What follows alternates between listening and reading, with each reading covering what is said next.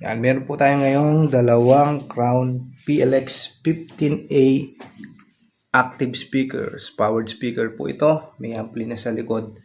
Ang video natin ngayon ay tuturuan ko po kayo paano natin sila i-connect ng walang ginagamit na mixer at sabay silang gagana. Yan, cellphone lang yung gagamitin natin at saka i-connect natin siya sa Bluetooth ng speaker. So meron po silang built-in na Bluetooth.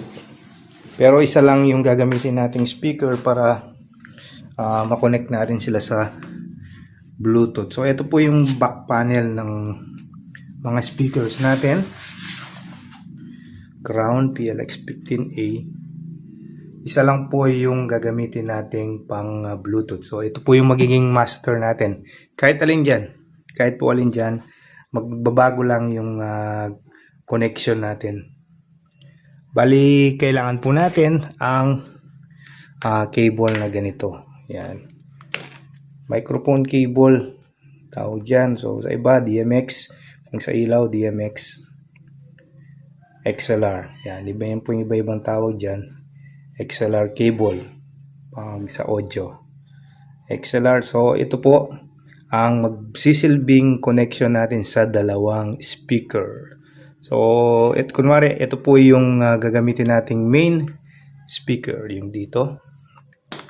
Sa likod po ng speaker natin ay meron po silang mix out.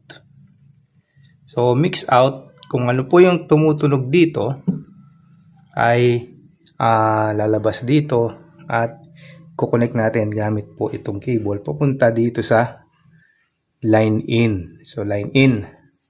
Bali sa mga speakers na ganito, kung dito tayo kukonek, kailangan ay sundan natin yung guide niya. Kapag line in, kailangan nakalabas. Pag microphone, nakapindot to. Yan. So dito ko i-connect para pantay yung tunog. Napansin ko kasi pag dito mo i-connect, kailangan nilakasan mo dito, parang mahina yung gain pag dito. Ayan, pag dito ka magla-line in. At yung Bluetooth ng isang speaker yung gagamitin natin. So, ito yung cable. Ito yung cable. Ay, i-connect natin sa mix out. Ayan, mix out. Mix out. Ayan, tapos yung kabilang dulo dito sa line in sa channel 2. Pwede rin sa line in sa channel 1. So i-adjust nyo na lang yung volume para mag pantay yung volume level ng dalawang speaker. So ayan, naka-connect na tayo. Naka-connected na yung dalawang speakers natin. Pwede nating lagyan ng volume ng kaunti. Tapos sa Bluetooth, gamitin natin yung ating cellphone. Kukonect tayo via Bluetooth. So ito pong PLX, para ma-on natin yung Bluetooth, kailangan natin pindutin yung mode. So ito lang yung function ng mode para sa Bluetooth at sa USB. Pag sa Bluetooth, may tunog po siya. Yan, yun po yung tunog. Ngayon pag connected, yun yung tunog. Pag papatay natin yung Bluetooth, pindutin natin to. Pindutin natin ulit. Yan, madi-disconnect siya. Tapos antayin ulit natin yung tunog na kung gusto natin kumunik ulit sa Bluetooth. Yan, press natin. Yan. So, pag tumunog yon, connected na siya. At paganahin na natin. Ito yung music natin. Gagamit tayo ng no copyright na music. So, ayan. Medyo hinaan lang natin.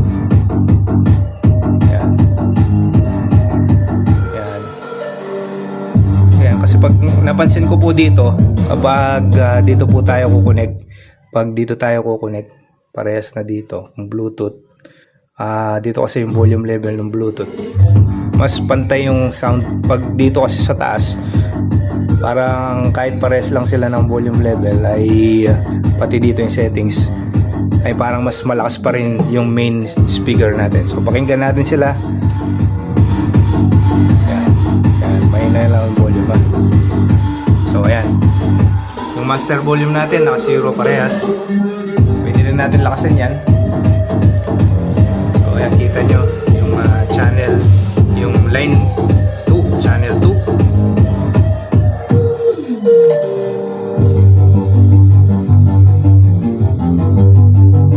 Ayan, pakinggan natin. May tunog ba na malabas?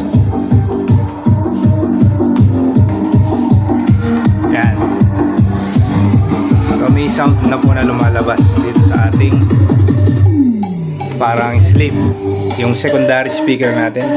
Ito yung main speaker. Ito yung secondary speaker natin. May sound na lumalabas.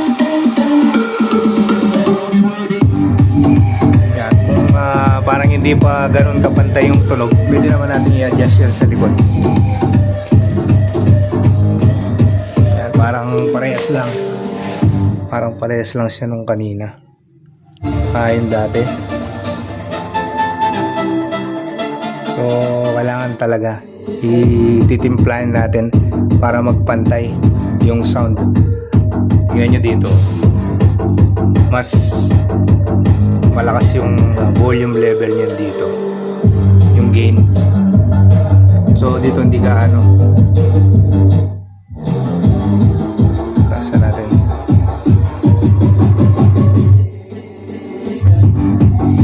So, ganyan siguro talaga siya. Pares lang. So ito kasi yung ating main speaker. So ito secondary natin.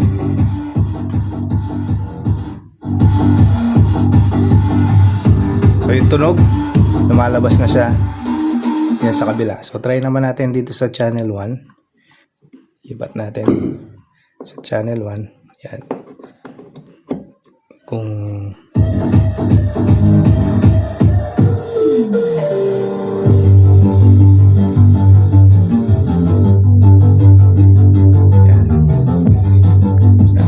talaga siya, parang kailangan natin i-adjust yung secondary, yung kung dito yung problema, pero maayos naman to. Alam ko may tunog naman na lumalabas,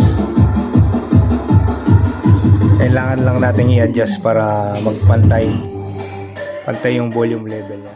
So ganyan lang po yung paraan natin para makapag connect tayo ng dalawang speakers na Crown PLX 15A. So pwede rin to sa Kevlar, sa titanium audio. Ganitong cable lang yung kailangan natin. Microphone cable na yung dulo ay XLR. So yung pag setup nito, 3 wires kasi yung laman ng mga cable nito sa loob. Hindi lang sa dalawa. Hindi pwede yung microphone cable na dalawa lang yung wire sa loob. Ito 3 yung wire. So 3 pin, ground, left and right. Parang ganun po yung config nun. So ganun lang. Maraming salamat. Sana may natutunan po kayo.